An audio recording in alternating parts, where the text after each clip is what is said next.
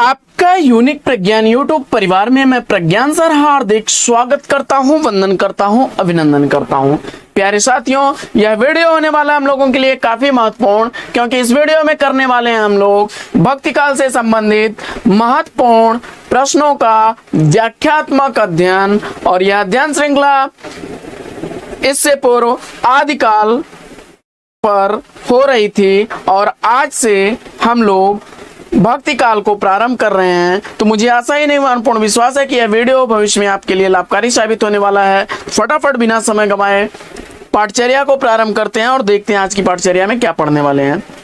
मेरे तो गिरधर गोपाल दूसरों न कोई, यह पद किसका है, इसका आपको जवाब बताना है। और इस प्रश्न का जवाब अगर आपने चयनित कर लिया है मीराबाई को, तो बिल्कुल सही जवाब के साथ हैं। मीराबाई द्वारा लिखी गई यह रचना, मीराबाई द्वारा लिखा गया यह पद है। और यह मीराबाई संप्रदाय निरपेक्ष कृष्ण की अनन्य भक्त थी और इनकी भक्ति जो है वह माधुर्य भाव या प्रेम भाव की थी। पायो जी मैंने राम रतन धन पायो, प्रस्तुत पद के रचयिता का नाम आपको बताना है।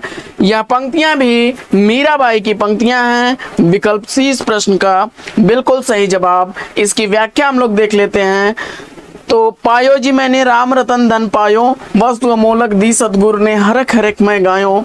यह पद रचना धर्मनिरपेक्ष कवित्री मीराबाई की रचना है। गीत गोविंद की टीका, नरसिंह जी का मायरा, मल्हार राग, राग गोविंद, सत्यभामानुरूषणम, मीरा की गरवी और रुक्मणी मंगल आदि मीराबाई की प्रमुख रचनाएं हैं। और इसी क्रम में बढ़ते हैं अगले प्रश्न की तरफ और देखते हैं प्रश्न संख्या 3। मीराबाई का मलाल किसकी रचना है? मीराबाई का मलाल मीराबाई की रचना है। राजस्थान के मेड़ता के राठौर वंशी रतन सिंह के यहाँ 1504 ईस्वी में मीराबाई का जन्म हुआ था और ये गिरधर गोपाल कृष्ण की अनन्य भक्त थी। इनकी भक्ति भावना जो थी वह माधुर्य भाव की थी और इनके द्वारा लिखी गई प्रमुख रचनाओं में नरसिंह जी का मायरा, गीत गोविंद टीका, मीराबाई का मलार, राग गोविंद आदि रचनाएं हैं। वहीं अष्टचाप के कवियों में नंददास की रचनाओं की अगर बात कर ली जाए तो अनेकार्थ मंजरी, रस मंजरी, मान मंजरी, रूप मंजरी, श्याम सगाई, भंवर गीत, रास पंचाध्यायी, सिद्धांत पंचाध्यायी, ये कृतियां नंददास की हैं। बढ़ते हैं आगे और देखते हैं अगला प्रश्न। प्रश्न संख्या 4 है कि गौड़ी संप्रदाय के संस्थापक कौन है, इसका आपको जवाब बताना है। तो चैतन्य महाप्रभु जवाब आपने बताया, तो बिल्कुल सही जवाब है आपका। इसकी व्याख्या हम लोग देख लेते हैं। चैतन्य महाप्रभु गौड़ी संप्रदाय के संस्थापक हैं। वहीं राधा वल्लभ संप्रदाय के प्रवर्तक हैं हित हरिवंश जी, जबकि सखी या टट्टी संप्रदाय के प्रवर्तक आचार्य स्वामी हरिदास हैं, जबकि लाल पंथ चलाया था लाल दास ने। अगला प्रश्न है कि रुद्र संप्रदाय की स्थापना किसने की थी? तो रुद्र संप्रदाय की स्थापना करने वाले विष्णु स्वामी हैं। व्याख्या इसकी हम लोग देख लेते हैं। रुद्र संप्रदाय की स्थापना विष्णु स्वामी ने की थी, जिनका दर्शन शुद्धाद्वैतवाद था, जबकि सनकादिक संप्रदाय की स्थापना करने वाले निम्बारकाचार्य हैं और इनके गुरु का नाम नारद मुनि था और इनका दर्शन जो था वह द्वैताद्वैतवाद दर्शन था।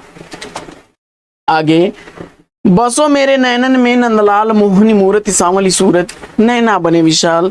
यह पंक्तियां किस रचनाकार की हैं? तो जवाब हो जाएगा मीराबाई की यह पंक्तियां हैं। मीराबाई के अलावा कुछ पंक्तियों को देख लेते हैं हम लोग व्याख्या में कि लरिकाई को प्रेम कहूं वाली कैसे करके छूटत, सूरदास की पंक्ति है। वहीं नव मरकत मणि श्याम मणिगम ब्रज बाला, वृंदावन को रीझ मनहु पहिराई माला, नंदलाल की पंक्तियां हैं। जबकि कंचन मणि मरकत यशोपी, नंद सुवन के संगम सुख कर अधिक विराजत गोपी, कृष्णदास की पंक्तियां हैं। अगली पंक्ति है कि मीराबाई के गुरु का नाम क्या था? तो मीराबाई के गुरु का नाम संत रविदास था। रविदास की ये शिष्या थी और इनका जन्म 1516 ईस्वी में, मृत्यु 1546 ईस्वी में मेड़ता के समीप कुड़की में राठौर वंशी परिवार में मीराबाई का जन्म हुआ था। पिता का नाम रत्न सिंह था और इनका विवाह राणा सांगा के ज्येष्ठ पुत्र भोजराज से हुआ था। इनके द्वारा लिखी गई कुछ प्रमुख रचनाओं में गीत गोविंद की टीका, नरसिंह जी का मायरा, राग सोरठ, राग गोविंद, राग मलार, मीरा की गरबी और रुक्मिणी मंगल हैं।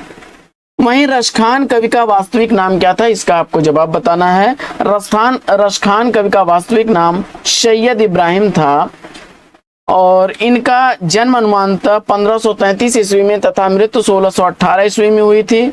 रसखान द्वारा लिखी गई प्रमुख रचनाओं में सुजान रसखान, प्रेम वाटिका, दान लीला और अष्टयाम हैं। रामानुजाचार्य ने किस दर्शन का प्रतिपादन किया, तो रामानुजाचार्य ने विशिष्टाद्वैतवाद दर्शन का प्रतिपादन किया। बढ़ते हैं अगले प्रश्न की तरफ और देखते हैं अगला प्रश्न।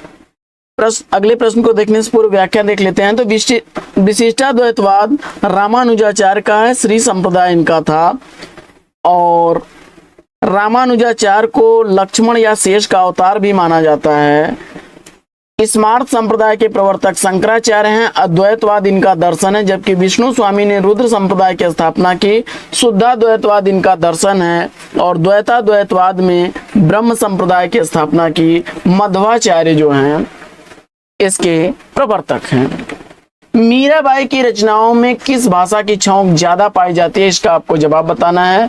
तो मीराबाई की रचनाओं में राजस्थानी भाषा की छौंक ज्यादा पाई जाती है। मीराबाई कृष्ण भक्ति शाखा की प्रमुख कवित्री हैं। उनकी कविताओं में एक गहरी टिस है जो भक्ति रंग में रंग कर गहरी हो गई। मीराबाई द्वारा रचित ग्रंथ नरसिंह का मायरा, गीत गोविंद टीका, राग गोविंद, राग सोरठ के पद, मलार राग, सत्यभामा, मोरूषणम, मीरा की गरबी और रुक्मिणी मंगल हैं। आगे निरंजनी संप्रदाय के प्रवर्तक कौन है, तो निरंजनी संप्रदाय के प्रवर्तक आचार्य हरिदास निरंजनी है, हरिदास हैं। स्वामी हरिदास ने वृंदावन में निम्बार्क मतांतर्गत सखी संप्रदाय या टट्टी संप्रदाय की स्थापना की। अकबर के दरबारी कवि तानसेन स्वामी हरिदास के शिष्य थे और इनके द्वारा लिखा गया ग्रंथ सिद्धांत के पद और केली माल है। रामचंद्र शुक्ल के अनुसार रहीम के संदर्भ में कौन सी बातें सही हैं, इसका आपको जवाब बताना है। तो रहीम दास जी के संदर्भ में अगर देखा जाए तो रहीम दास संस्कृत, अरबी और फारसी के पूर्ण विद्वान थे। हिंदी काव्य में उतने मर्मज्ञ कवि नहीं थे जितने फारसी में, यह कथन सही नहीं है। उनकी दानशीलता हृदय की सच्ची प्रेरणा के रूप में थी, यह कथन भी सही है। और उनकी सभा विद्वानों और कवियों से सदा भरी रहती थी, यह भी सही है। जब इनसे कोई कुछ मांगने आता तब भी उन्हें अपनी दरिद्रता का अनुभव नहीं होता था, यह विकल्प जो है उनके संदर्भ में सही नहीं है। तो विकल्प ए, सी और डी तीनों विकल्प उनके संदर्भ में सही हैं। और इनकी प्रमुख रचनाओं में बरवै नायिका भेद, रास पंचाध्यायी, श्रृंगार सोरठा, मदनाष्टक जो कि 8 छंदों का एक स्वतंत्र रचना है, और खेत कौतुकम जो कि ज्योतिष ग्रंथ। इसके बाद बढ़ते हैं अगले प्रश्न की तरफ और देखते हैं अगला प्रश्न।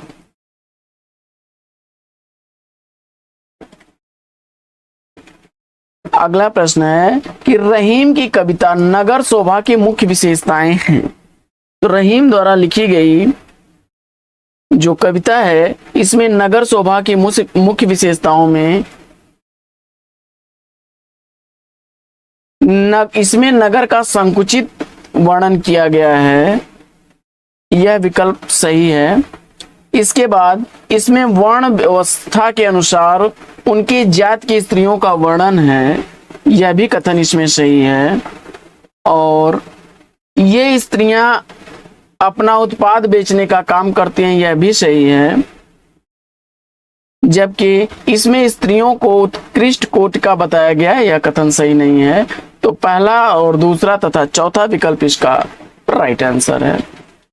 इसके बाद अगला प्रश्न है कि स्वास्थ्य श्री तुलसी कुलभूषण दूषण हरण गोसाई 12 बार प्रणाम करऊं अब हरऊं शोक समुदायी। प्रस्तुत काव्य पंक्तियां किसकी हैं? तो यह काव्य पंक्तियां मीराबाई की पंक्तियां हैं। मीराबाई ने यह पत्र तुलसीदास को लिखा था और इसके उत्तर में तुलसीदास ने लिखा था कि जाके प्रिय न राम वैदेही तजिए ताहि कोटि बैरी सम यद्यपि परम स्नेही। जन्म काल के अनुसार निम्नलिखित भक्त कवियों का सही अनुक्रम आपको बताना है। तो सूरदास का जन्म 1478 ईस्वी, मीरा का 1516 ईस्वी, तुलसीदास का 1532 ईस्वी, दादू का 1544 ईस्वी है। विकल्प इसमें राइट आंसर क्या बनेगा? सूरदास के बाद 1478 के बाद 1516 मीरा और इसके बाद तुलसीदास, फिर दादू। इसके बाद निम्बार्काचार्य का संबंध किस दर्शन से है? तो जवाब हो जाएगा द्वैताद्वैतवाद से। निम्बार्क का संबंध द्वैताद्वैतवाद दर्शन से है। निम्बार्क यानी संकादिक संप्रदाय की स्थापना की। विशिष्टाद्वैतवाद दर्शन श्री रामानुजाचार्य के श्री संप्रदाय से संबंधित है। वहीं द्वैतवाद मध्वाचार्य के ब्रह्म संप्रदाय से संबंधित है। शुद्धाद्वैतवाद वल्लभाचार्य के रुद्र संप्रदाय से संबंधित है। अगला प्रश्न, आकाश धर्मा गुरु किसे कहा जाता है? तो रामानंद को हजारी प्रसाद द्विवेदी जी ने आकाश धर्मा गुरु कहा है। विकल्प 20 का राइट आंसर हो जाएगा। हिंदी में रामानंद राम काव्य के पुरस्कर्ता कवि माने जाते हैं। हजारी प्रसाद द्विवेदी ने कहा कि मध्य युग की समग्र स्वाधीन चिंता के गुरु रामानंद ही थे। इनके प्रमुख ग्रंथों की बात की जाए तो वैष्णव मताब्ज, भास्कर और श्री रामार्चन पद्धत, योग चिंतामणि, राम रक्षा स्त्रोत और आनंद भाष्य आदि प्रमुख रचनाएं हैं। रामानंद ने रामावत संप्रदाय की स्थापना भी की थी। अगला प्रश्न है कि तुम हमारे घर आओ जी प्रीतम प्यारा, चुन चुन के कलियां मैं सेज बनाऊं, भोजन करूं मैं सारा। यह पंक्तियां किस रचनाकार की हैं? तो जवाब हो जाएगा यह मीराबाई की पंक्तियां हैं। विकल्प ए इस प्रश्न का राइट आंसर है। कुछ प्रमुख पंक्तियों की अगर बात की जाए तो महादेवी वर्मा की पंक्तियां हैं कि मैं नीर भरी दुख की बदली। विद्यापति की प्रसिद्ध पंक्ति है कि देसिल वैना सब जन मीठा। वहीं भूषण ने की प्रसिद्ध पंक्ति है कि 3 बेर खाती थी वे 3 बेर खाती हैं, नगन जड़ाती थी वे नगन जड़ाती हैं। अगला प्रश्न है कि रहीम किसके दरबारी कवि थे? तो रहीम जो हैं अकबर के दरबारी कवि थे। इनका वास्तविक नाम अब्दुल रहीम खान खाना था। इनके पिता बैरम खां अकबर के संरक्षक और मुगल सेना के सेनापति थे। रहीम मुगल दरबार के 9 रत्नों में शामिल एक रत्न थे। वृंदावन में मीराबाई की मुलाकात किस कृष्ण भक्त से हुई थी? तो मीराबाई की जो मुलाकात हुई थी वृंदावन में वह जीव गोस्वामी से हुई थी। वहां से मीरा द्वारका चली गई और वहीं रणछोड़ जी के मंदिर में कृष्ण लीला और आत्मविरह वेदना का निवेदन करने लगी। मीरा ने कृष्ण को बाल स्नेही कहा। मीरा की प्रसिद्ध आलवर कवित्री अंडाल की भांति मीरा ने कृष्ण को अपना पति मानकर अपनी भावनाएं नट नागर के चरणों में समर्पित की। इसके बाद राग गोविंद के रचयिता का नाम बताइए। तो राग गोविंद के रचनाकार मीराबाई हैं। इनकी प्रमुख रचनाओं में गीत गोविंद की टीका, मलार राग, नरसिंह जी का मायरा, राग सोरठ और सत्यभामानुरूषणम, मीरा की गर्वी, रुक्मिणी मंगल है। आगे अगला प्रश्न है कि मीराबाई की उपासना पद्धति कैसी थी? तो मीराबाई की उपासना पद्धति माधुर्य भाव की थी। इसके बाद अगला प्रश्न है कि इनकी उक्तियां ऐसी लुभावनी हुई कि बिहारी आदि परिवर्ती कवि भी उनमें से बहुतों का अपहरण करने का लोभ न रोक सके। आचार्य शुक्ल जी का यह कथन किस कवि के संदर्भ में है? तो जवाब हो जाएगा रहीम दास के संदर्भ में है। विकल्प 20 प्रश्न का राइट आंसर है। अगला प्रश्न, भक्ति रसामृत सिंधु के रचयिता कौन है? भक्ति रसामृत सिंधु यह रचना रूप गोस्वामी की रचना है। रूप गोस्वामी वृंदावन में चैतन्य महाप्रभु द्वारा भेजे गए 6 गोस्वामी में से एक थे। वे कवि, गुरु और दार्शनिक थे। वे सनातन गोस्वामी के भाई थे और इन्होंने सनातन गोस्वामी से दीक्षा ली थी। इन्हें भक्ति रसाचार्य कहा जाता था और ये गौरांग के अति प्रेमी थे। इसके बाद अगला प्रश्न है कि जिस प्रकार मीराबाई ने जाके सिर मोर मुकुट मेरो पतिसोई कहकर कृष्ण की भक्ति पति रूप में की, उसी प्रकार किस दक्षिण भारतीय भक्त कवित्री ने कहा कि स्वामी कृष्ण के अतिरिक्त किसी और को अपना पति नहीं बना सकती? तो जवाब हो जाएगा इस प्रश्न का अंदाल। अंडाल या अंदाल इनका नाम है। अलवर महिला भक्त हैं। इन्हें दक्षिण भारत की मीरा भी कहा जाता है। निम्न में विष्णु संप्रदाय को किस संज्ञा से भी अभिहित किया जाता है? तो प्रश्न संख्या 26 का राइट आंसर अगर आपने सेलेक्ट कर लिया है विष्णु संप्रदाय, रुद्र संप्रदाय, तो बिल्कुल सही जवाब विकल्प ए।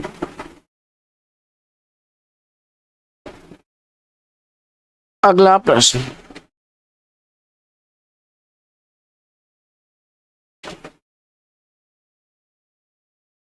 विष्णु स्वामी जो है रुद्र संप्रदाय के प्रवर्तक चैतन्य महाप्रभु चैतन्य संप्रदाय के और सखी संप्रदाय के स्वामी हरिदास हैं।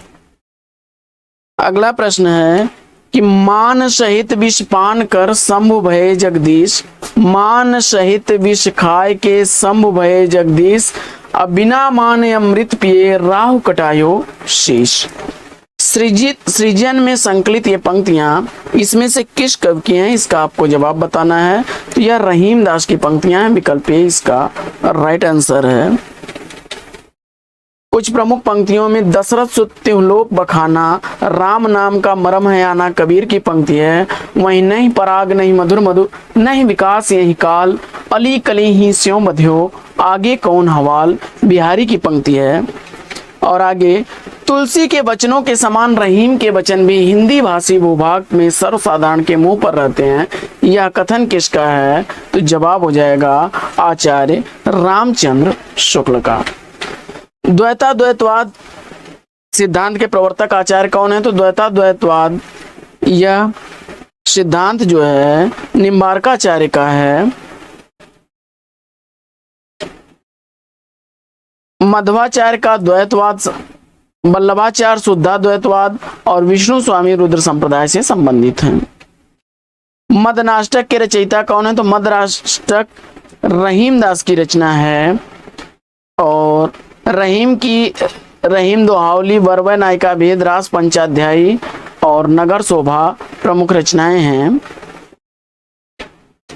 नरोत्तम दास की रचनाओं में सुदामा चरित, ध्रुव चरित, नाम कीर्तन और विचार माला हैं।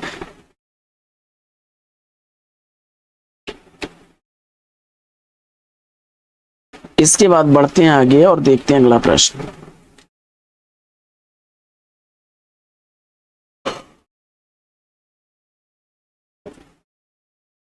कवित कहो दोहा कहो तुलसी न छप्पै छंद, विरच्यों यह विचार के यह बखें रसकंद। यह काव्य पंक्तियां किसकी हैं? इसका आपको जवाब बताना है और इस प्रश्न का जवाब आपने चयनित कर लिया रहीम दास को, तो बिल्कुल सही जवाब विकल्प बी। बरवय नायिका भेद से अवतरित यह पंक्तियां रहीम दास की हैं। अगला प्रश्न है कि भक्ति काल के किस कवि ने संस्कृत को छोड़कर भी संस्कृत की शास्त्रीय परंपरा का निर्माण किया है? तो जवाब हो जाएगा तुलसीदास ने। व्याख्या देख लेते हैं इसकी हम लोग।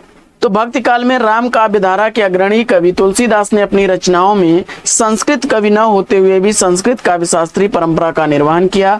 रामचरितमानस, कवितावली, दोहावली, विनय पत्रिका, गीतावली, भरवय रामायण आदि तुलसीदास की प्रमुख रचनाएं हैं। वहीं सूरसागर, साहित्य लहरी और सूर सरावली सूरदास की रचनाएं, जबकि पद्मावत के रचनाकार मलिक मोहम्मद जायसी और रस मंजरी, अनेकार्थ मंजरी, रास पंचाध्यायी नंददास की प्रमुख रचनाएं हैं।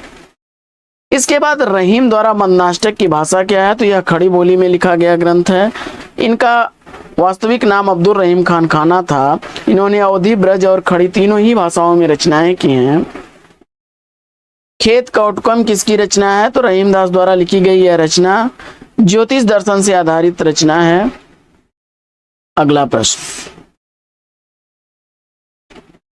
अगला प्रश्न है कि उत्तर भारत में भक्ति का प्रसार करने का श्रेय किसे प्राप्त है? तो उत्तर भारत में भक्ति का प्रसार करने का श्रेय रामानंद को है।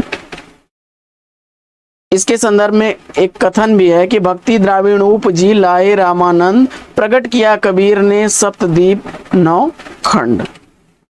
तुलसीदास किस दार्शनिक मत के भक्त कवि हैं? तो तुलसीदास विशिष्टाद्वैतवाद दार्शनिक मत के भक्त कवि हैं। व्याख्या देख लेते हैं हम लोग। तो हिंदी साहित्य में भक्ति की सगुण काव्यधारा के राम भक्ति शाखा के सर्व प्रमुख कवि संत शिरोमणि आचार्य गोस्वामी तुलसीदास जी आचार्य रामानुजाचार्य के दार्शनिक मत विशिष्टाद्वैतवाद से सर्वाधिक प्रभावित थे। भक्ति काल के निर्गुण काव्यधारा के संत शाखा के प्रमुख कवि कबीरदास जी शंकराचार्य के अद्वैतवाद से प्रभावित थे और द्वैतवाद के प्रवर्तक मध्वाचार्य हैं, जबकि शुद्धाद्वैतवाद के प्रवर्तक विष्णु स्वामी हैं। कबीर परचयी के रचनाकार कौन है? इसका आपको जवाब बताना है। तो कबीर परचयी के रचनाकार अनंत दास हैं। व्याख्या देख लेते हैं। तो कबीर परचयी अनंत दास की रचना है। नाभादास की रचना भक्तमाल अष्टयाम है। भक्तमाल में 200 कवियों का जीवन वृत्त और उनकी भक्ति की महिमा सूचक बातों को 316 छप्पयों में लिखा गया है। अष्टयाम अवधी भाषा और ब्रज भाषा में दोहा चौपाई शैली में राम और सीता का वर्णन है। सुंदरदास की रचना ज्ञान समुद्र और सुंदर विलास है। विशिष्टाद्वैतवाद दर्शन के प्रवर्तक कौन हैं? तो जवाब हो जाएगा विशिष्टाद्वैतवाद दर्शन रामानुजाचार्य का है।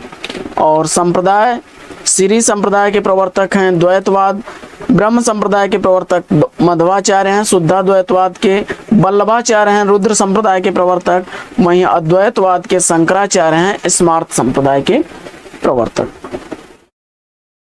बाकी रचना और रचनाकारों की दृष्टि से कौन सा विकल्प इसमें गलत है, इसका आपको जवाब बताना है। प्रश्न संख्या 39 में अगर आपने राइट आंसर चुना बेली कृष्ण रुक्मिणी री, तो यह रचना जो है इसके रचनाकार पृथ्वीराज हैं। बाकी ध्यान मंजरी अग्रदास की, बरवा नायिका वेद रहीम की और भक्तमाल नाभादास की रचनाएं हैं। अगला प्रश्न,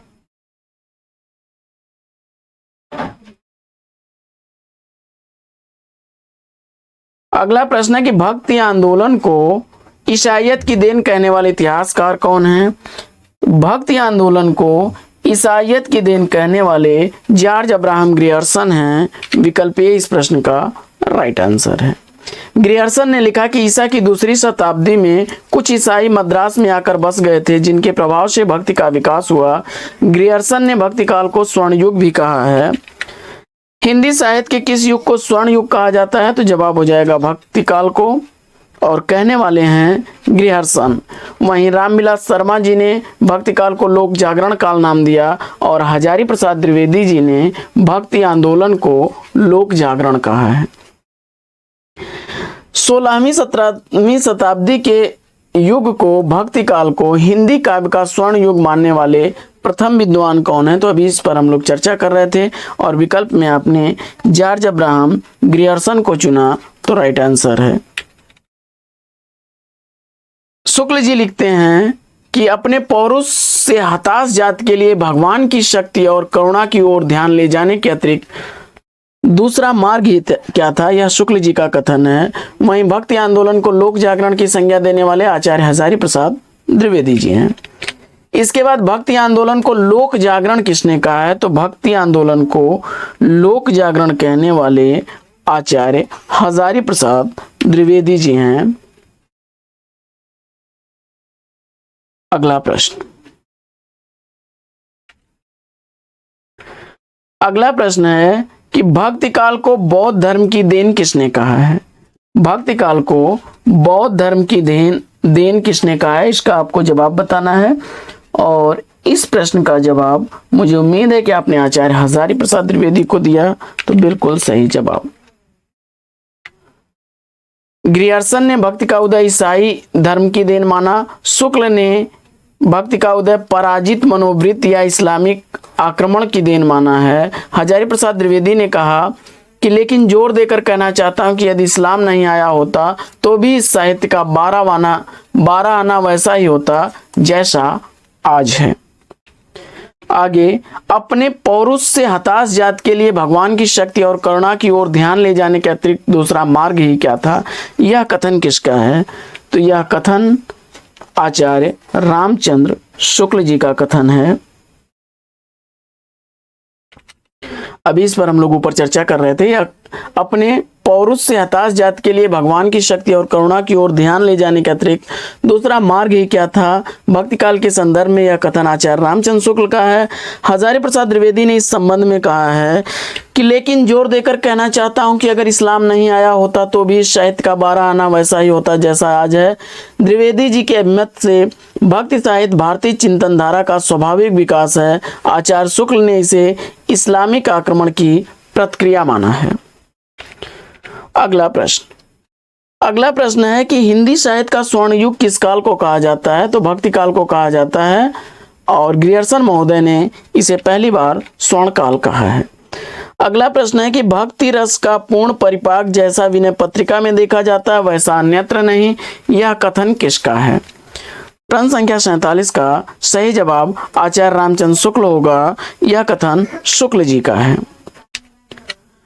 अगला प्रश्न है कि निम्नलिखित में से कौन सा काव्य भक्ति काल का नहीं है? तो इसमें छायावादी काव्य जो है यह भक्ति काल का काव्य नहीं है। निर्गुण काव्य के अंतर्गत संत काव्य और सूफी काव्य, जबकि राम भक्त काव्य और कृष्ण भक्त काव्य सगुण काव्य परंपरा के अंतर्गत आते हैं और आधुनिक काल के अंतर्गत छायावाद है। इसके बाद देखते हैं अगला प्रश्न। अगला प्रश्न है व्याख्या। अभी हम लोगों ने इस पर चर्चा कर ली थी। भक्ति काल में निर्गुण भक्ति और सगुण भक्ति दो धाराएं हैं, ज्ञानाश्रयी शाखा और प्रेमाश्रयी शाखा। सगुण में राम भक्ति शाखा और कृष्ण भक्ति शाखा है। इसके बाद भक्ति का प्रारंभ कहां से हुआ? तो भक्ति द्राविड़ उपजी यानी दक्षिण भारत से आपने सेलेक्ट किया, तो बिल्कुल सही जवाब। आलवर भक्तों की संख्या कितनी है? तो आलवर भक्तों की संख्या 12 है। ये तमिल के कवि और संत थे। इनका काल 6वीं से 9वीं शताब्दी के बीच रहा। उनके पदों का संग्रह जो है दिव्य प्रबंधम कहलाता है, जो वेदों के तुल्य माना जाता है। आलवर संत भक्ति आंदोलन के जन्मदाता माने जाते हैं। अगला प्रश्न है कि भक्ति काल को सबसे पहले किसने हिंदी साहित्य का स्वर्ण युग कहा है? तो जवाब हो जाएगा जॉर्ज अब्राहम ग्रियर्सन महोदय ने। 1888 ईस्वी में एशियाटिक सोसाइटी ऑफ बंगाल की पत्रिका के विशेषांक के रूप में जॉर्ज ग्रियर्सन द्वारा रचित the modern vernacular literature of Hindustan नामक इतिहास ग्रंथ का प्रकाशन हुआ। इसे सच्चे अर्थों में हिंदी साहित्य का प्रथम इतिहास कहा जा सकता है, जिसका अनुवाद डॉक्टर किशोरीलाल गुप्त ने हिंदी साहित्य के प्रथम इतिहास शीर्षक से किया। इसके बाद समग्र भक्तिकालीन काव्य पर कौन सी विशेषता लागू होती है? तो जवाब हो जाएगा अहंकार का त्याग करने के लिए सभी लोग कहते हैं।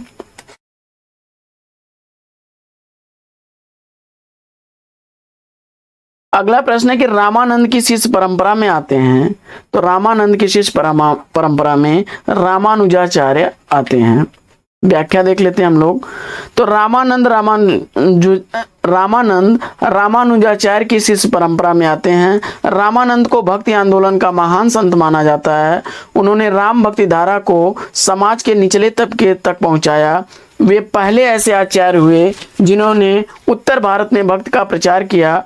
उनके बारे में प्रचलित कहावत है कि भक्ति द्राविड़ उपजी लाए रामानंद। इनकी प्रमुख रचनाओं की बात की जाए तो वैष्णव मताब्ज, भास्कर, श्री रामार्चन पद्धति, राम रक्षा स्तोत्र, योग चिंतामणि और ज्ञान तिलक प्रमुख रचनाएं हैं।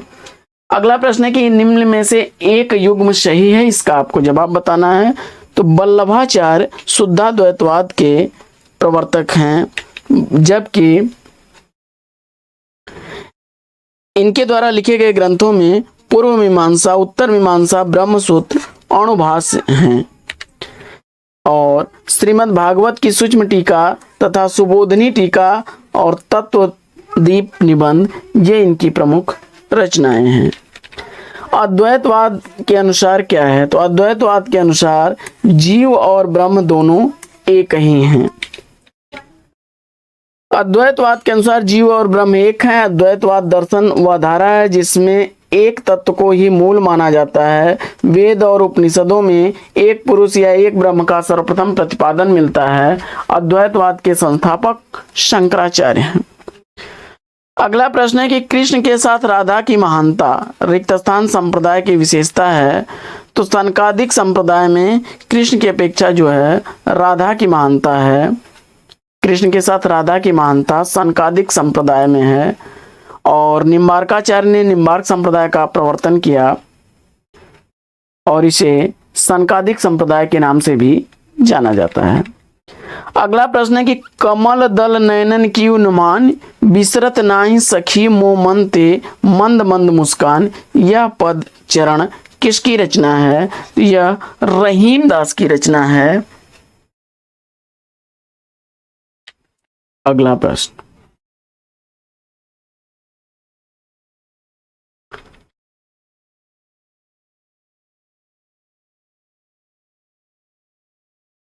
कमल दल नयनन की उन्मान बिसरत नहीं सखी मोह मन ते मंद मंद मुस्कान, यह रहीम दास की रचना है। रहीम दास द्वारा रचित प्रमुख रचनाओं में रहीम दोहावली, बरवै नायिका भेद, मदनाष्टक, रास पंचाध्यायी और नगर शोभा है। अगला प्रश्न है कि कूट मिलान आपको करना है। तो विशिष्टाद्वैतवाद दर्शन जो है इसका संबंध रामानुजाचार्य से है, वहीं द्वैतवाद मध्वाचार्य से संबंधित है, शुद्धाद्वैतवाद विष्णु स्वामी से संबंधित है और द्वैताद्वैतवाद निम्बार्काचार्य से संबंधित है। अगला प्रश्न है कि संवत 1375 से 1700 ईस्वी तक के साहित्य में कौन सी भावधारा परिलक्षित होती है? इसका आपको जवाब बताना है और प्रश्न संख्या 59 का राइट आंसर आपने भक्ति चुना, तो बिल्कुल सही जवाब। अगला प्रश्न, ओम जय जगदीश हरे की आरती की रचना किसने की है? तो ओम जय जगदीश हरे यह आरती श्रद्धाराम फिल्लौरी द्वारा लिखी गई रचना है और इनके द्वारा लिखा गया प्रसिद्ध उपन्यास भाग्यवती है तथा आत्मचिकित्सा, तत्वदीपक, धर्म संवाद और उपदेश संग्रह इनके प्रमुख काव्य ग्रंथ हैं। द्वैतवाद के प्रणेता आचार्य कौन हैं? तो द्वैतवाद के प्रणेता आचार्य मध्वाचार्य हैं। वल्लभाचार्य विष्णु स्वामी के शिष्य थे। शंकराचार्य अद्वैतवाद दर्शन के प्रवर्तक हैं और मध्वाचार्य जो हैं वह द्वैतवाद के प्रवर्तक थे। अगला प्रश्न है कि हिंदी का भक्तिकाल बाहरी आक्रमण की प्रतिक्रिया है, यह कथन निम्नलिखित में से किस विद्वान का है? तो जवाब हो जाएगा इस प्रश्न का आचार्य रामचंद्र शुक्ल। आचार्य शुक्ल जी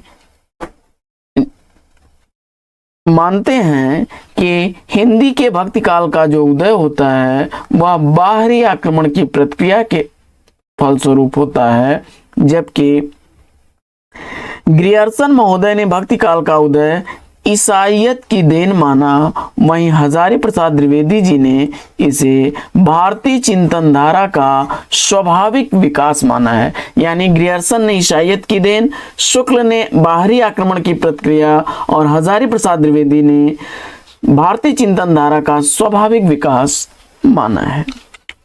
अगला प्रश्न है कि रामानुज के श्री संप्रदाय में किसकी उपासना होती है? तो जवाब हो जाएगा विष्णु स्वामी की। रामानुजाचार्य संप्रदाय में विष्णु स्वामी की पूजा होती है। रामानुजाचार्य के श्री संप्रदाय में विष्णु की उपासना होती है। राम को विष्णु का अवतार माना जाता है। इनका दार्शनिक सिद्धांत विशिष्टाद्वैतवाद सिद्धांत कहलाता है। कहा जाता है कि लक्ष्मी ने इन्हें जिस मत का उपदेश दिया उसी के आधार पर इन्होंने अपने मत का प्रवर्तन किया, इसलिए इस संप्रदाय को श्री संप्रदाय कहा जाता है। आगे, इनमें से कौन आलवर महिला संत हैं? तो आलवर महिला संतों की संख्या 12 मानी गई, क्षमा करें, आलवर भक्तों की संख्या 12 है, जिसमें महिला संत के रूप में आंदाल या अंडाल प्रसिद्ध हैं। यह दक्षिण भारत की महिला थी और सहजोबाई और मीराबाई उत्तर भारत की संत महिला थी। आंदाल को दक्षिण भारत की मीरा भी कहा जाता है। अगला प्रश्न है कि इनमें से कौन वैष्णव भक्त के आचार्य नहीं है। वैष्णव भक्त आचार्य इसमें कौन नहीं है, तो जवाब हो जाएगा शंकराचार्य।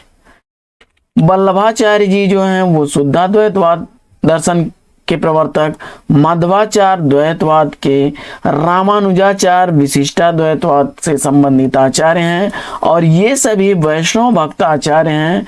वैष्णव भक्ति में सगुण की प्रधानता रहती है, जबकि शंकराचार्य अद्वैतवाद से संबंधित आचार्य हैं। इनका मुख्य धर्म भक्ति स्मृति है, जिसमें निर्गुण की प्रधानता होती है। अगला प्रश्न,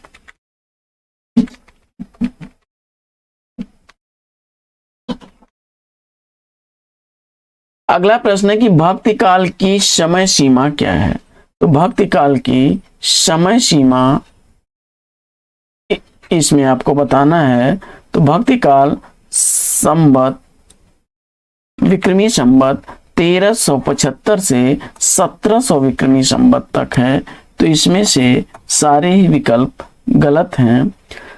सन 1318 से 1643 ईस्वी तक भक्ति काल को माना जाता है। तो विकल्प डी इस प्रश्न का राइट आंसर है। अगला प्रश्न है कि गंग कवि का जन्म स्थान बताना है आपको। तो गंग कवि का जन्म इटावा में हुआ था। विकल्प सी इस प्रश्न का राइट आंसर है। अकबर के दरबारी कवि थे और रहीम दास के मित्र थे। भारतीय साहित्य के अनुपम व्यक्तित्व के धनी गंग की प्रमुख रचना चंद छंद वर्णन की महिमा है। आगे, निम्नलिखित में से कौन ब्रह्म संप्रदाय का प्रवर्तक है, इसका आपको जवाब बताना है और इस प्रश्न का जवाब आपने चयनित कर लिया मध्वाचार्य को। तो बिल्कुल सही जवाब। अगला प्रश्न, ब्रह्म संप्रदाय के प्रवर्तक माधवाचार्य हैं, द्वैतवाद दर्शन है और 1199 ईस्वी बेलीग्राम में इनका जन्म हुआ था। वहीं श्री संप्रदाय के प्रवर्तक रामानुजाचार्य हैं, विशिष्टाद्वैतवाद दर्शन है, कांचीपुरम में इनका जन्म हुआ था। रुद्र संप्रदाय के प्रवर्तक विष्णु स्वामी हैं, शुद्धाद्वैतवाद दर्शन 1300 ईस्वी में इनका जन्म।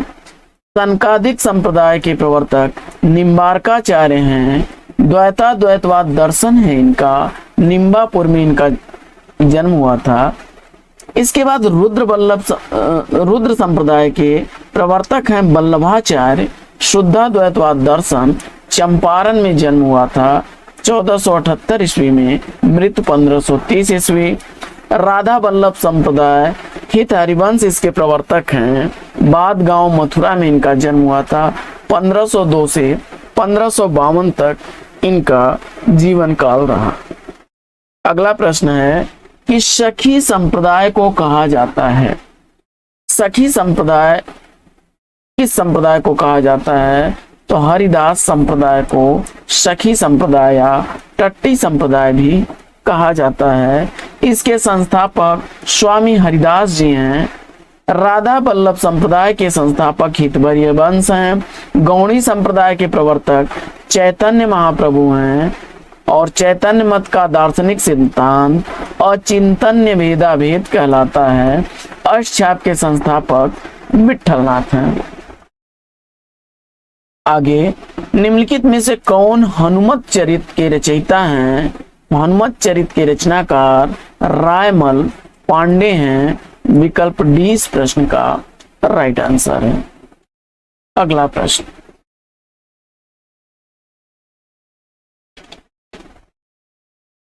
रायमल पांडे का हनुमत चरित 1639 ईस्वी। नाभादास ने अष्टयाम और भक्तमाल की रचना की। तुलसीदास की प्रसिद्ध रचना कवितावली। अग्रदास की रचना ध्यान मंजरी अष्टयाम या रामाष्टयाम है।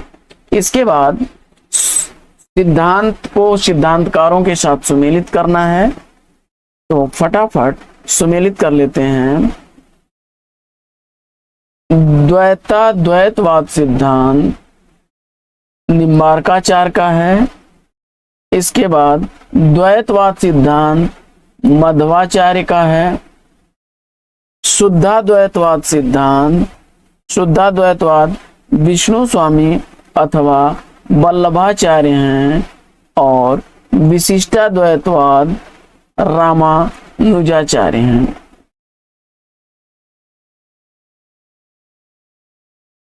शंकराचार्य का जो सिद्धांत है वह अद्वैतवाद है। अद्वैतवाद यानी अद्वैतवाद के प्रवर्तक शंकराचार्य हैं। विशिष्टाद्वैतवाद के प्रवर्तक रामानुजाचार्य हैं। द्वैतवाद के प्रवर्तक मध्वाचार्य हैं। शुद्धाद्वैतवाद के वल्लभाचार्य हैं। द्वैताद्वैतवाद के निम्बार्काचार्य हैं। आइए बढ़ते हैं आगे और देख लेते हैं व्याख्या इसकी। निम्बार्काचार्य द्वैताद्वैतवाद सिद्धांत था, संकादिक संप्रदाय था। वल्लभाचार्य या विष्णु स्वामी का शुद्धाद्वैतवाद सिद्धांत था, रुद्र संप्रदाय था। रामानुजाचार्य का विशिष्टाद्वैतवाद सिद्धांत था और श्री संप्रदाय के प्रवर्तक थे। मध्वाचार्य द्वैतवाद सिद्धांत के प्रवर्तक ब्रह्म संप्रदाय था। शंकराचार्य द्वैतवाद के प्रवर्तक स्मार्त संप्रदाय था। इसके बाद भ्रमर गुफा के लिए दूसरा उपयुक्त नाम क्या है? तो भ्रमर गुफा के लिए दूसरा उपयुक्त नाम ब्रह्मरंध्र है। विकल्प ए इस प्रश्न का राइट आंसर है। अगला प्रश्न है कि निम्नलिखित में से कौन कृष्ण भक्त का संप्रदाय नहीं है? तो तत्सुखी जो संप्रदाय है यह कृष्ण भक्त से संबंधित नहीं है। विकल्प सी इसका राइट आंसर हो जाएगा। बाकी वल्लभाचार्य ने जो है वल्लभ संप्रदाय, हरिदासी निरंजनी ने स्वामी हरिदास ने हरिदासी संप्रदाय, चैतन्य महाप्रभु ने गौड़ी संप्रदाय का प्रवर्तन किया। इसके बाद निम्नलिखित में से कौन राधा वल्लभ संप्रदाय के प्रवर्तक हैं? तो राधा वल्लभ संप्रदाय के प्रवर्तक हित हरिवंश हैं। विकल्प 20 प्रश्न का राइट आंसर हो जाएगा। अगला प्रश्न,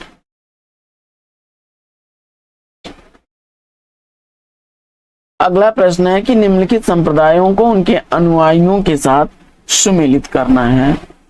तो फटाफट मिलान कर लेते हैं। वल्लभ संप्रदाय का संबंध जो है इसमें गोविंद स्वामी से है। इसके अनुयायी गोविंद स्वामी थे। निम्बार्क संप्रदाय में हरिदेव व्यास थे।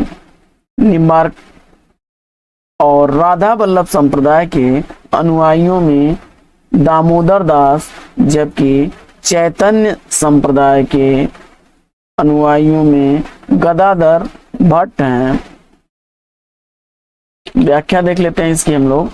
तो वल्लभ संप्रदाय के अनुयायी हैं गोविंद स्वामी, वल्लभाचार्य इसके प्रवर्तक, निम्बार्काचार्य प्रवर्तक हैं, हरिव्यास देव इनके अनुयायी हैं। राधा वल्लभ संप्रदाय के हित हरिवंश दामोदर दास अनुयायी हैं। चैतन्य संप्रदाय के गदाधर भट्ट चैतन्य महाप्रभु अनुयायी हैं। वहीं हरिदास सखी या टट्टी संप्रदाय के जगन्नाथ स्वामी हैं और स्वामी हरिदास इसके प्रवर्तक हैं।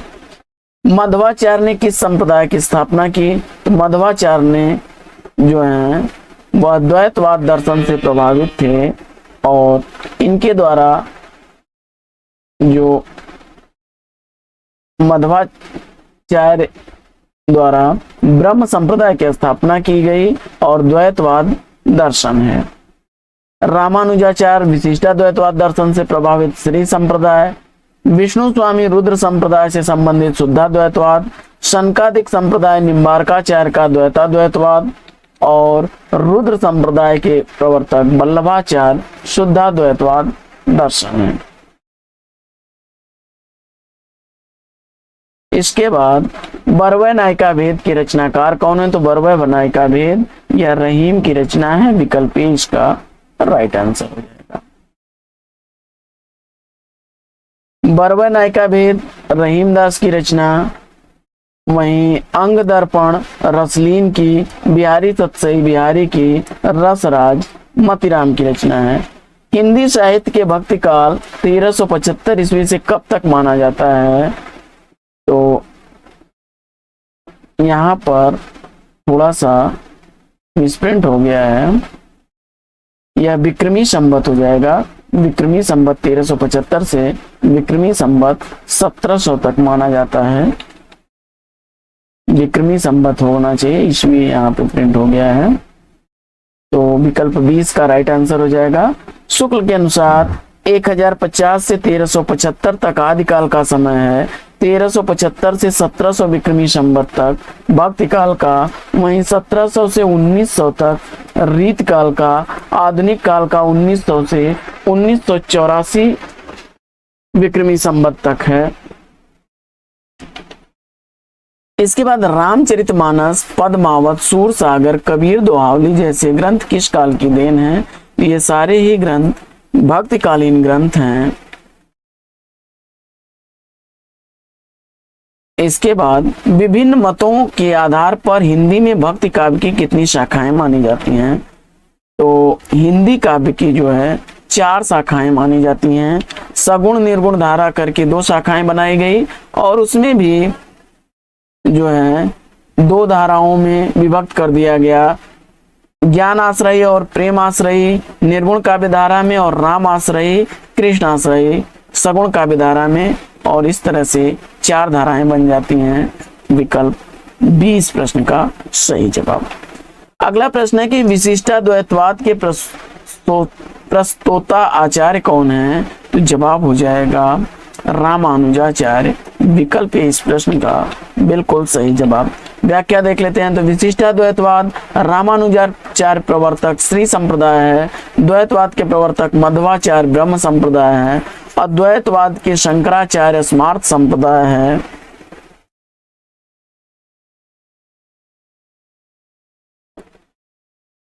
इसके बाद शुद्धाद्वैतवाद विष्णु स्वामी रुद्र संप्रदाय है, द्वैताद्वैतवाद निम्बार्काचार्य शंकादिक संप्रदाय है, शुद्धाद्वैतवाद वल्लभाचार्य रुद्र संप्रदाय है। फिर आपको सूची 1 के साथ सूची 2 को मिलान करना है, तो फटाफट सूची 1 के साथ सूची 2 का हम लोग करते हैं मिलान। तो शुद्धाद्वैतवाद जो है इसके प्रवर्तक आचार्य कौन हैं? वल्लभाचार्य हैं। इसके बाद अद्वैतवाद के प्रवर्तक आचार्य शंकराचार्य, विशिष्टाद्वैतवाद के प्रवर्तक रामानुजाचार्य और द्वैताद्वैतवाद मध्वाचार्य हैं। इसके बाद आचार्य हजारी प्रसाद द्विवेदी के अनुसार निम्नलिखित संप्रदायों का सही अनुक्रम क्या है? तो देख लेते हैं इसकी व्याख्या हम लोग। हजारी प्रसाद द्विवेदी के अनुसार पहले श्री संप्रदाय, फिर ब्रह्म संप्रदाय, फिर रुद्र संप्रदाय, फिर शंकादिक संप्रदाय, उसके बाद वल्लभा संप्रदाय है। श्री संप्रदाय रामानुजाचार्य का दर्शन विशिष्टाद्वैतवाद, ब्रह्म संप्रदाय के प्रवर्तक मध्वाचार्य द्वैतवाद दर्शन, रुद्र संप्रदाय शुद्धाद्वैतवाद विष्णु स्वामी प्रवर्तक, शंकादिक के निम्बार्काचार्य प्रवर्तक द्वैतवाद है, और वल्लभ संप्रदाय का वल्लभाचार्य प्रवर्तक हैं शुद्धाद्वैतवाद इसका दर्शन है। इसके बाद भक्ति काव्य को भारतीय चिंतन धारा का स्वाभाविक विकास किसने माना? तो भक्ति काव्य को भारतीय चिंतन धारा का स्वाभाविक विकास मानने वाले हजारी प्रसाद द्विवेदी जी हैं। इसके बाद बढ़ते हैं अगले प्रश्न की तरफ। अगला प्रश्न है कि ब्रज भाषा का सबसे प्राचीनतम ग्रंथ कौन सा है? तो ब्रज भाषा का सबसे प्राचीनतम ग्रंथ आपको बताना है, और इसमें से आपने प्राकृत व्याकरण को चुना, तो बिल्कुल सही जवाब। विकल्प ए इसका राइट आंसर है। यह हेमचंद्र की रचना है, हेमचंद्र द्वारा लिखा गया है। अगला प्रश्न,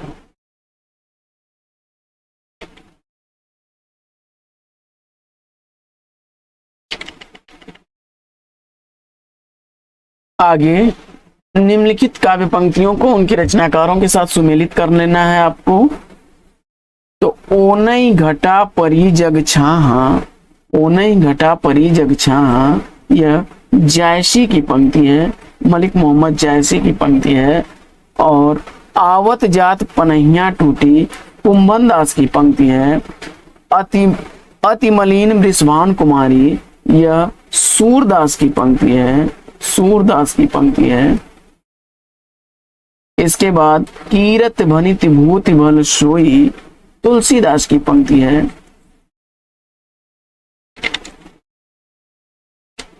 अगला, निम्नलिखित दार्शनिक सिद्धांतों को उनसे संबद्ध कवियों के साथ सुमेलित कर लेना है आपको।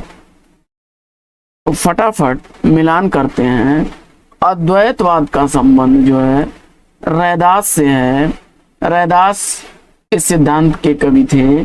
विशिष्टाद्वैतवाद के तुलसीदास हैं, विशिष्टाद्वैतवाद से संबंधित कवि तुलसीदास हैं। शुद्धाद्वैतवाद से संबंधित कवि कुंभन दास हैं। इसके बाद सखी संप्रदाय से संबंधित हरिदास हैं। इसके बाद अगला प्रश्न है कि निर्गुण भक्ति के कवि कौन नहीं है इसमें। तो निर्गुण भक्ति में कबीर, रैदास और दादू आते हैं। रामानुजाचार्य ये वैष्णव भक्त हैं। तो डी विकल्प इसका राइट आंसर हो जाएगा। अगला प्रश्न,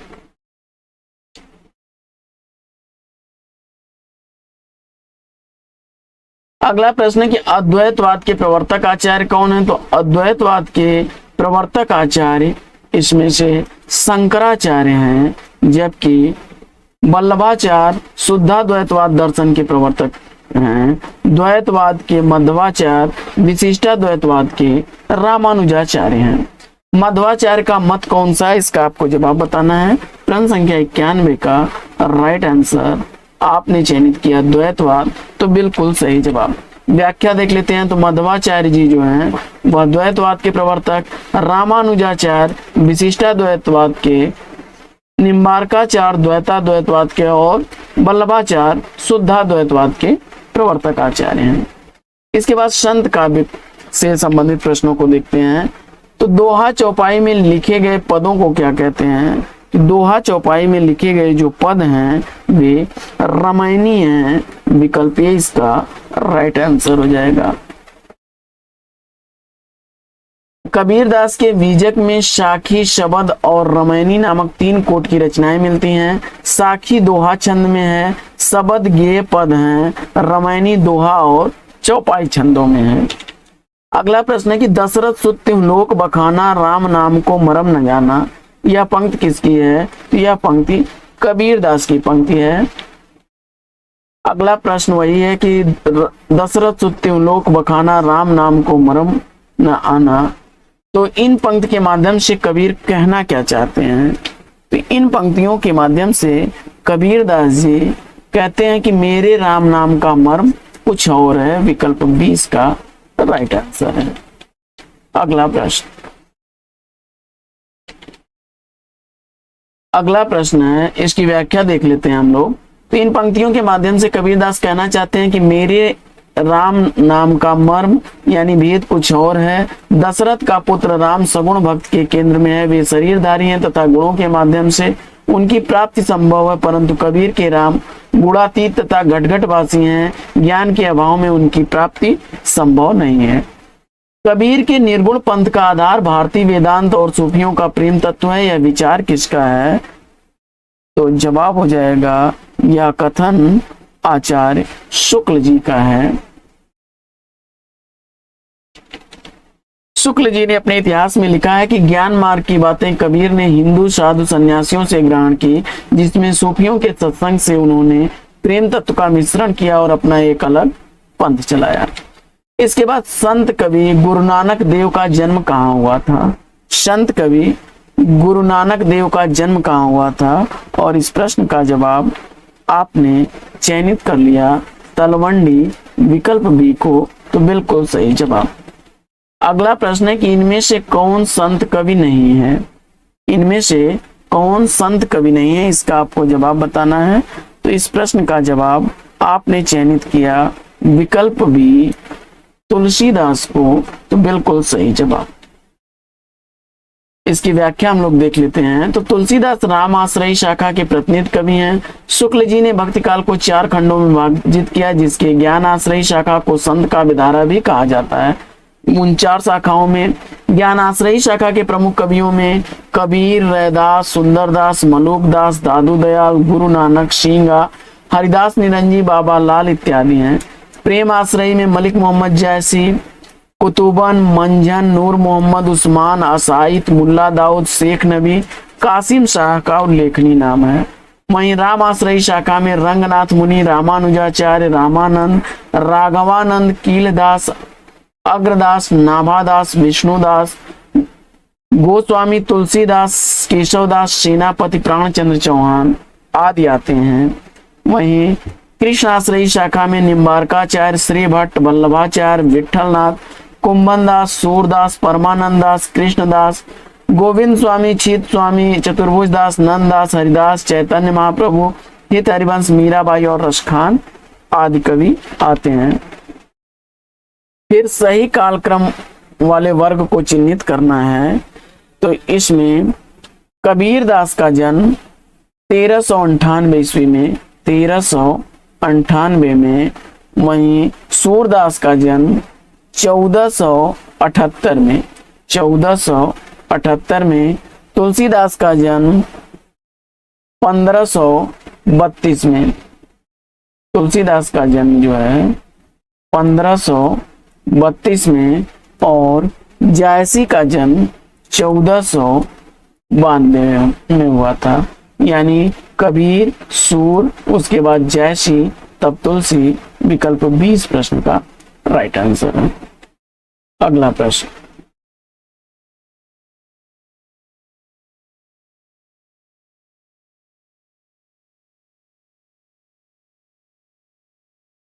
इनमें से किस मध्यकालीन संत भक्त कवि का राजस्थान से संबंध नहीं था?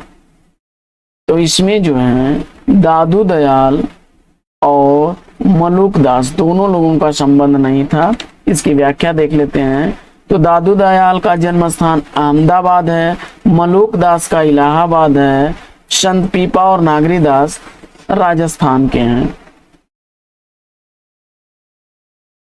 अगला प्रश्न है कि इनमें से कबीरदास से संबंधित कौन सा कथन गलत है? तो वे निर्गुण ब्रह्म की उपासना करते थे, यह कथन सही है। उन्होंने पुस्तकी ज्ञान की अपेक्षा अनुभव जन ज्ञान को अधिक महत्व दिया।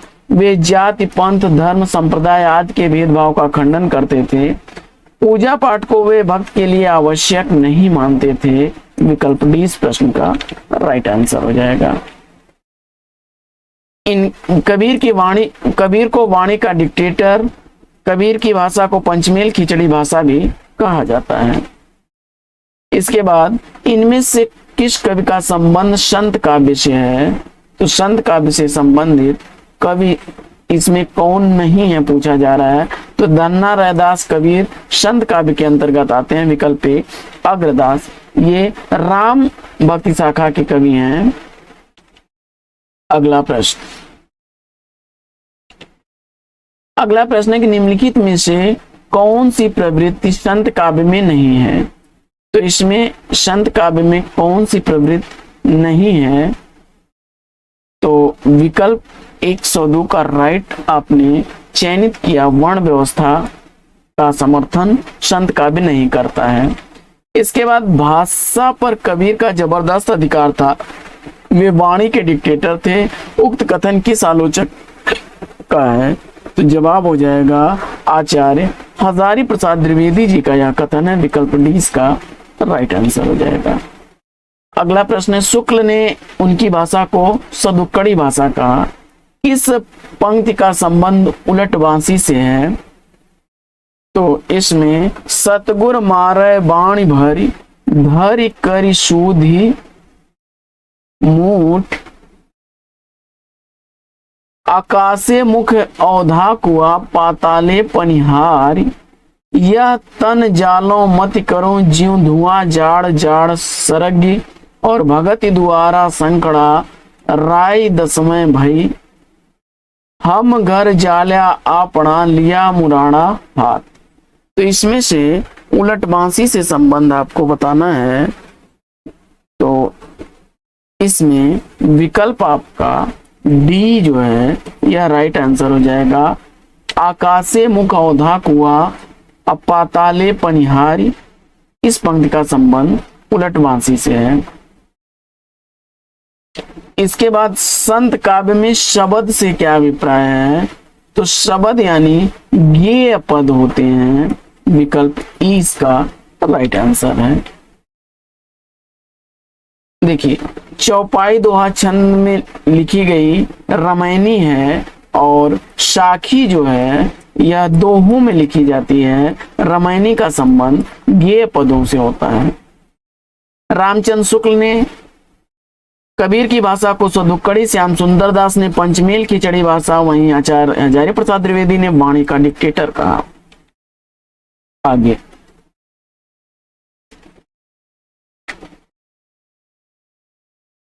कबीर के काव्य की प्रमुख प्रवृत्ति कौन सी इसमें नहीं है? तो वे शास्त्रों का अनुमोदन नहीं करते हैं। विकल्प ई इस प्रश्न का राइट आंसर हो जाएगा। अगला प्रश्न है कि निम्नलिखित में से कौन सा कथन असत्य है? इसका आपको जवाब बताना है। तो प्रश्न संख्या 107 में असत्य कथन आपको चयन करना है। तो निर्गुण भक्ति में विश्व आत्मा प्रभु के विश्वव्यापी अस्तित्व की आस्था प्रकट की गई है। निर्गुण भक्त वर्ण व्यवस्था के पक्षधर नहीं थे, यह भी सही है। निर्गुण भक्त में लीला का महात्मा है, यह कथन गलत है। निर्गुण भक्त जो हैं वे सत्य के शोधक हैं। विकल्प सी इस प्रश्न का राइट आंसर हो जाएगा। उन्होंने किसी लीला का वर्णन नहीं किया है। अगला प्रश्न है कि मध्यकालीन संत काव्य पर निम्नलिखित में से किसका प्रभाव नहीं है? इसका आपको जवाब बताना है। प्रश्न संख्या 108 का राइट आंसर आपने नाथ साहित्य चुना, तो बिल्कुल सही जवाब हो जाएगा। मध्यकालीन संत काव्य पर जैन साहित्य का प्रभाव नहीं है। नाथ साहित्य, उपनिषद, अद्वैत दर्शन, इन सभी पर प्रभाव मध्यकालीन संत काव्य पर है।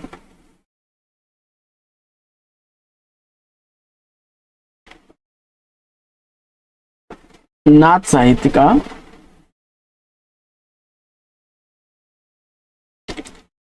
इसके बाद कबीर के संदर्भ में निम्नलिखित में से कौन सा कथन सत्य है? इसका आपको जवाब बताना है। फटाफट उत्तर चयनित करिए आप लोग। कबीर के काव्य में दाम्पत्य के द्योतक प्रतीकों का सुंदर प्रयोग हुआ है। काव्य रचना कबीर का प्रथम लक्ष्य था, यह कथन सही नहीं है। कबीर के काव्य में रहस्यवाद है। कबीर ने समाज में व्याप्त पाखंड का पुरजोर विरोध किया, तो विकल्प 20 प्रश्न का राइट आंसर हो जाएगा। अगला प्रश्न है कि संत काव्य के संदर्भ में कौन सा कथन गलत है? संत काव्य के संदर्भ में गलत कथन आपको चयनित करना है। तो संत काव्य में आत्मानुभूति पर बल होता है। संत काव्य में धार्मिक रूढ़ियों और परंपराओं का अंधा अनुकरण का विरोध है। संत काव्य में शास्त्रीय ज्ञान को परम आवश्यक माना गया है, यह कथन सही नहीं है। संत काव्य की भाषा जन सामान्य की भाषा है, तो विकल्प सी इस प्रश्न का राइट आंसर है। अगला प्रश्न है कि परब्रह्म के तेज का कैसा है उन्मान, कहिबे को शोभा नहीं देखा ही प्रमाण। सरयू में संकलित उत्काव्य पंक्ति किस कवि की है? इसका आपको जवाब बताना है। जवाब हो जाएगा कबीर। विकल्प सी इसका राइट आंसर है। दादू दयाल का जन्म स्थान आपको बताना है। तो दादू दयाल का जन्म स्थान अहमदाबाद में हुआ था। विकल्प ए इस प्रश्न का राइट आंसर है। दादू दयाल के संप्रदाय को ब्रह्म संप्रदाय या परब्रह्म संप्रदाय के नाम से भी जाना जाता है। दादू दयाल की वाणियों का सर्वप्रथम संपादन उनके शिष्य संत दास और जगन्नाथ दास ने हरण्य वाणी शीर्षक से किया, जिसका पुनः रज्जब ने अंग वधु शीर्षक से संपादन किया। साधना के 3 अवयव बताए गए हैं, कर्म ज्ञान और तो कर्म ज्ञान और भक्ति। विकल्प सी इसका सही जवाब। अगला प्रश्न है कि निम्नलिखित में से कौन सी कबीर की वाणी की विशेषता नहीं है। कबीर की वाणी की विशेषता कौन सी नहीं है? तो संसार की अनित्यता, यह तो है। मूर्ति पूजा, तीर्थाटन आदि का महत्व, यह विकल्प 20 का सही जवाब हो जाएगा। यह नहीं है। बाकी हृदय की शुद्धि, हिंदू मुसलमानों को फटकारना, इनकी विशेषता रही है। आगे, कबीर ने अपने निर्गुण पंथ में वह कौन सा तत्व शामिल किया जिसका नाथ पंथ में अभाव था? जवाब हो जाएगा इस प्रश्न का भारतीय वेदांत और सूफियों का प्रेम तत्व। विकल्प ए इसका राइट आंसर है। अगला प्रश्न,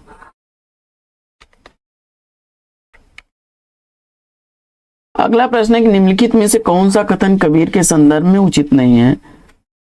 तो राम रहीम की एकता का उपदेश, उन्होंने कर्म कांड को प्रधानता देने वालों को खरी सुनाई, यह भी सही है। उन्होंने सूफियों के प्रेम तत्व को लिया, यह भी सही है। उनके राम वैष्णवों के राम नहीं थे। विकल्प डी इसका राइट आंसर है। उन्होंने कहा है दशरथ सुत्य लोक बखाना, राम नाम के मरम है आना।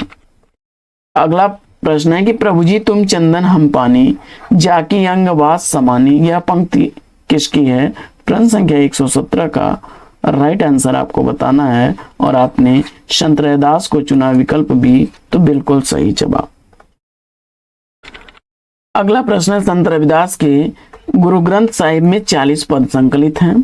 शंकराचार्य ने किस दार्शनिक मत का निरूपण किया? तो शंकराचार्य ने अद्वैतवाद का निरूपण किया। शंकराचार्य ने अद्वैतवाद का, द्वैतवाद का मध्वाचार्य ने, द्वैताद्वैतवाद का निम्बार्काचार्य ने और विशिष्टाद्वैतवाद का रामानुजाचार्य ने। इसके बाद निम्नलिखित में से कौन सी नानक की रचना नहीं है? तो नानक की रचना ग्रंथ साहिब, रही रास, आशा दीवार है, सिद्धांत पंचमात्रा, यह नानक की रचना नहीं है। अगला प्रश्न है कि कबीर की भाषा को सदुक्कड़ी किसने कहा है? तो कबीर की भाषा को सदुक्कड़ी कहने वाले आचार्य रामचंद्र शुक्ल हैं। वहीं श्याम सुंदर दास ने इनकी भाषा को पंचमेल खिचड़ी भाषा और हजारी प्रसाद द्विवेदी ने इन्हें भाषा का डिक्टेटर कहा। अगला प्रश्न है कि रैदास के पद किस धार्मिक ग्रंथ में संकलित हैं? तो रैदास के जो पद हैं उनका संकलन किया गया है